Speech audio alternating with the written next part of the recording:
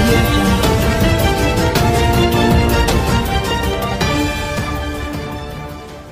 గౌరవనీయులు యువ నాయకులు ఉత్సాహవంతులు ఎల్లవేళలా నకరేకల్ నియోజకవర్గ ప్రజలు వారి సంక్షేమము వారి అభివృద్ధి మాత్రమే ధ్యేయంగా అడుగడుగునా కష్టపడుతూ నకరేకల్ నియోజకవర్గాన్ని అభివృద్ధి బాటలో ముందుకు తీసుకెళ్తున్న మీ అందరి అభిమాన నాయకులు గౌరవ శాసనసభ్యులు సోదరులు వేముల వీరేశం గారు, పెద్దలు గౌరవనీయులు రాష్ట్ర విద్యుత్ మరియు షెడ్యూల్డ్ కులాల అభివృద్ధి మంత్రివర్యులు పెద్దలు అన్న జగదీష్ రెడ్డి గారు, గౌరవ పార్లమెంట్ సభ్యులు అన్న డాక్టర్ నరసయ్య గౌడ్ గారు, జిల్లా పరిషత్ అధ్యక్షులు సోదరులు బాలునాయక్ గారు, గౌరవ శాసన మండలి సభ్యులు పెద్దలు ప్రభుత్వ విప్ పల్లా రాజేశ్వరరెడ్డి గారు, ప్రణాళిక సంఘం ఉపాధ్యక్షులు గౌరవనీయులు పెద్దలు సింగిరెడ్డి నిరంజన్ రెడ్డి గారు, గౌరవ ప్రభుత్వ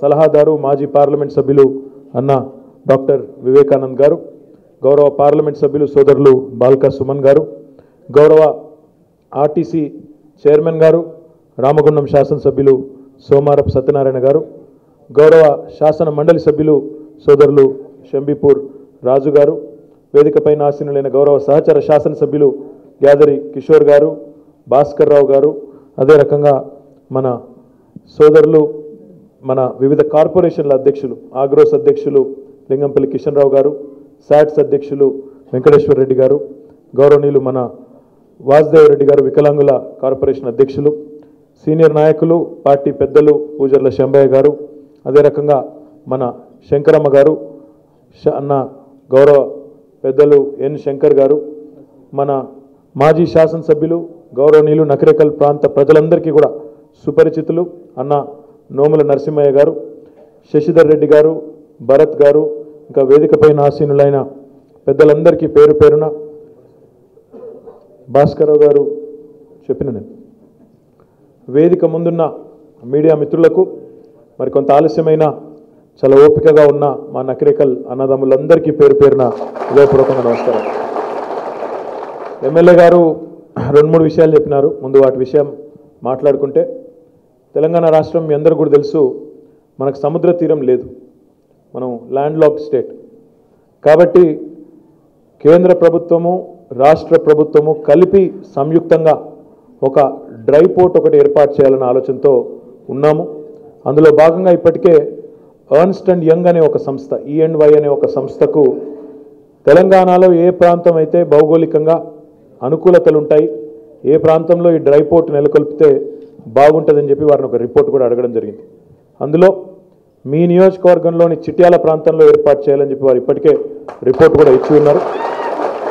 దానికి అనుగుణంగా తొందరలోనే మీ దగ్గర ఒక డ్రై పోర్ట్ ఏర్పాటుకు గౌరవ ముఖ్యమంత్రి గారి చేతుల మీదుగా శంకుస్థాపన చేయించే బాధ్యత కూడా తీసుకుంటామని చెప్పి తెలియజేస్తా ఉన్నాను.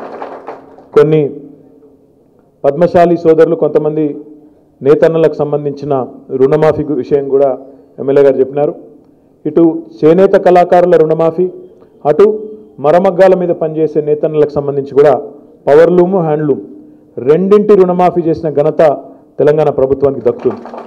అందులో ఎవరైనా ఒక 55-60 మంది మిగిలిపోయి ఉంటే వారిది కూడా తప్పకుండా చేసే బాధ్యత నాది. ఒక ఎమ్మెల్యే గారు ఆ లిస్ట్ ఇచ్చినట్టయితే తప్పకుండా ఆ కార్యక్రమాన్ని కూడా చేసుకుందామని చెప్పి కూడా తెలియజేస్తా ఉన్నాను. వారు ఇంకో మాట కూడా అన్నారు, మా దగ్గర పరిశ్రమలు కావాలా, పిల్లలకు ఉపాధి అవకాశాలు రావాలన్నారు. గౌరవ ముఖ్యమంత్రి గారి సారథ్యంలో ఈరోజు తెలంగాణ ముందుకు పోతున్న విధానం చూసినట్టయితే మరి అన్ని రంగాల్లో, ఈ ఒక్క రంగం ఆ ఒక్క రంగం అని కాదు, అన్ని రంగాల్లో కూడా దూసుకొని ముందుకు పోతా ఉన్నాం.